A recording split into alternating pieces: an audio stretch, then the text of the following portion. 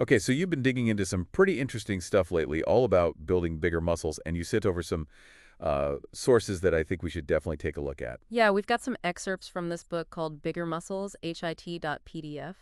I guess it kind of tells you what it's about right there in the title. Yeah, no kidding. So basically what we're going to do today is go through this material and try to figure out what the main principles are, for muscle growth, how to actually put this stuff into practice without getting too bogged down in all the little details. So think of this as your crash course in HIT high-intensity training for those sweet mains. Exactly, and this book makes some pretty big promises. Incredible muscular size, awesome arms and chest, and massive thighs. It's a 42-day program, all based on Hesight. Right, so let's talk about what this program actually involves. I mean, obviously there are exercises, but it also gets into nutrition, how to measure your progress, different ways to split up your workouts, and some really interesting ideas about how to train effectively. And it's not all just theory either. What's really cool is that it actually includes daily logs and schedules, even some meal plans from two guys, Keith and David, who actually did this program. So we get to see, how they applied these principles and what kind of results they got. And that's what really caught my eye. I mean, the gains these guys made are pretty remarkable. We're talking 5.7 pounds of weight gain per week on average for Keith and David, wasn't far behind at 4.2 pounds. And that's just over 6 weeks. Yeah, that's some serious progress. And it wasn't just about the numbers on the scale either. The book highlights some pretty dramatic changes in their measurements too. For example, Keith's left upper arm grew by more than 2 inches. That's huge. Yeah, that'll definitely get your attention. So let's break this down. When we talk about exercise in this context, what is it about exercise that actually makes muscles grow? Well, the fundamental idea here is that muscle growth or hypertrophy is basically an adaptation to increased demands on the muscles. So if you keep pushing your muscles beyond what they're used to, they'll adapt by getting bigger and stronger so they can handle that load in the future. So it's not just about the muscle fibers like expanding or something. There are a few different ways this adaptation happens, right? Yeah, exactly. So the book talks about an increase in the size and number of myofibrils. These are the tiny protein structures within the muscle cells that are responsible for generating force. It also mentions an increase in the size of connective tissue, which basically gives the muscle its structure and support. And then there's also an increase in the number of blood capillaries, which means better delivery of nutrients and oxygen to the muscles. So it's like a complete transformation of the muscle tissue. And the book really emphasizes that high-intensity training is what triggers all of this. Exactly. It quotes Arthur Jones, who says, "It is harder to make muscles bigger and stronger than it is to make them smaller and weaker."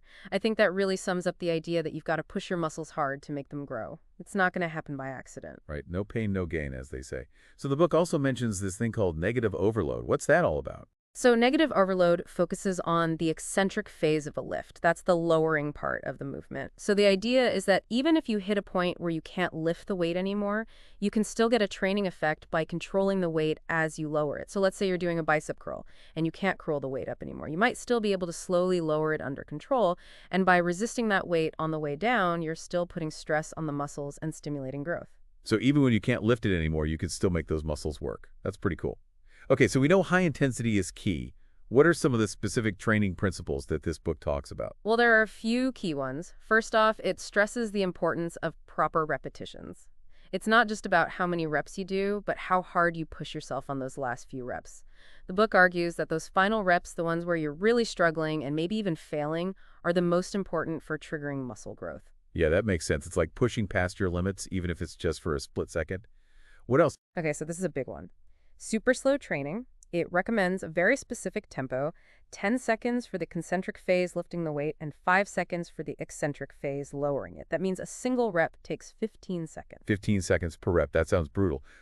What's the logic behind going so slow? The main idea is that this super slow tempo increases the amount of time your muscles are under tension during each rep. And that prolonged tension is what really stimulates growth. It forces you to rely on your muscles to move the weight, not momentum or cheating. So it's about maximizing that time under tension, really feeling the burn. What else? Another key concept is brief and harder training. Basically, the book is saying that short, intense workouts are better for muscle growth than long, drawn-out sessions. The idea is that you want to hit the muscles hard and then let them recover properly. You don't want to overtrain. So quality over quantity. Got it. Now, the book also lays out some specific workout routines using split routines. How are those structured? So the program starts with a 3-day split. Day 1 is legs, abs, and lower back. We're talking leg curls, leg extensions, barbell squats, donkey calf raises, hanging leg raises, trunk curls, back raises, stiff-legged deadlifts, and even neck raises with resistance. It's a pretty comprehensive lower body workout. Hits everything.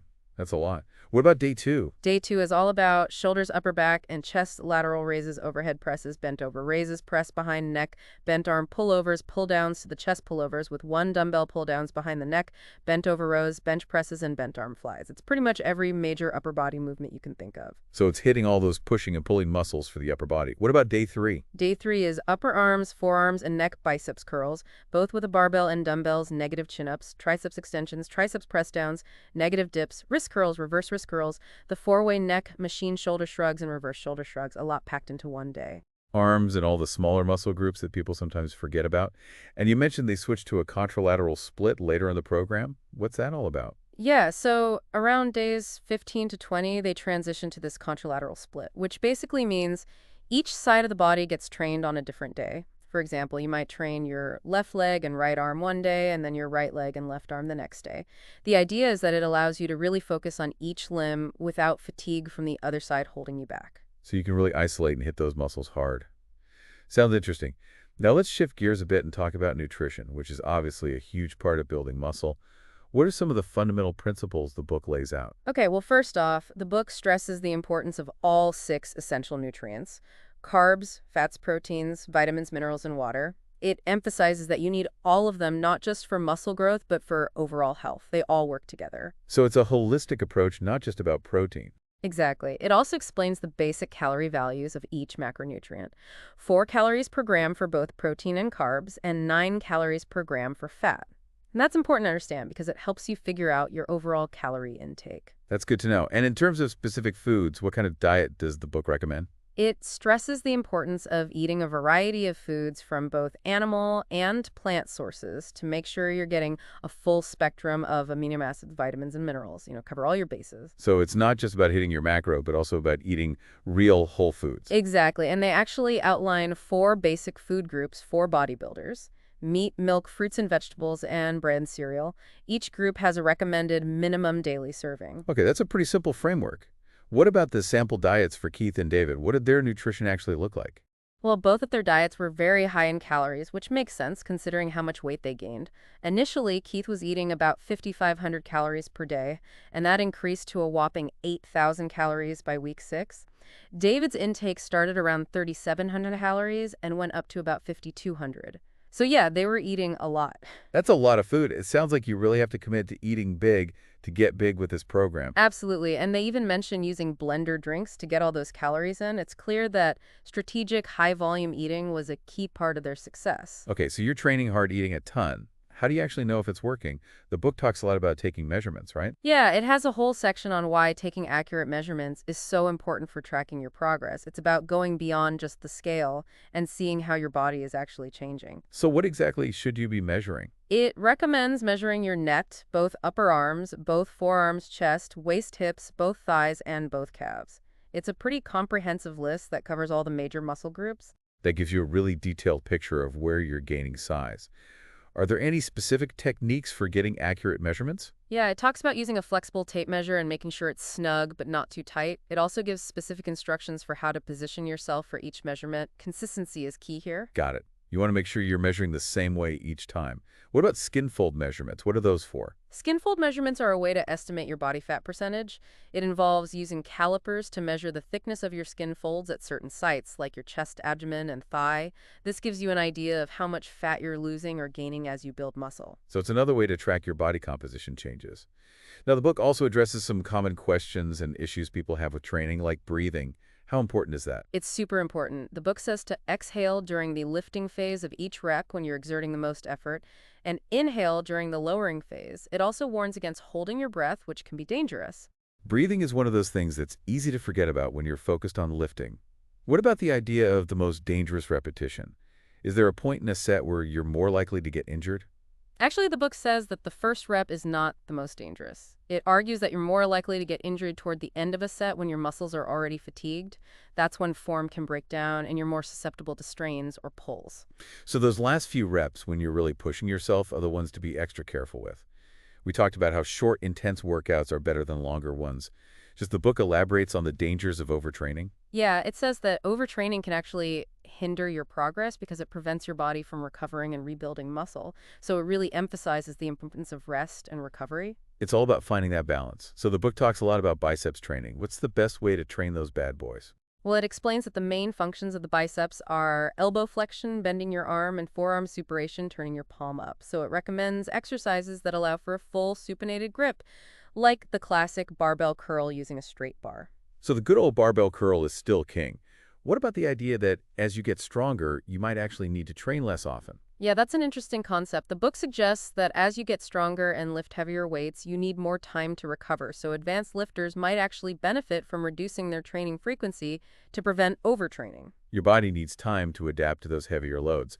What about the contralateral split? Does the book say anything more about why that might be beneficial? It doesn't go into a ton of detail, but it definitely seems to believe in the benefits of this split. It could be that training one side at a time allows for better recovery and potentially greater intensity on each limb.